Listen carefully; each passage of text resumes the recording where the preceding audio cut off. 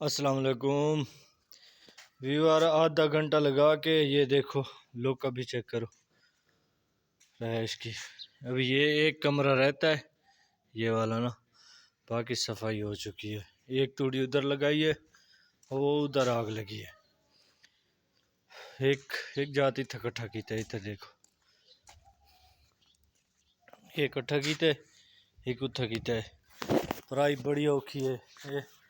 मैं खुद को भी पसीने तो पसीना यार, सारा पंगर पानी आ गया। बड़ा जोर ला के घंटा ला के पूरा घंटा ला के मैंने सफाई की है। ये चेक करो, सफाई करके तो अभी एक कमरा रहता है, बाकी सफाई हो चुकी है। तो अभी मुझे खुद को पसीना आ गया है। बस एक कमरा करके फिर मिलते हैं। चलो 10 मिनट और दे दो, जो कमरा 10 मिनट का अंदर हो जाएगा, फिर मिलते हैं। बाय।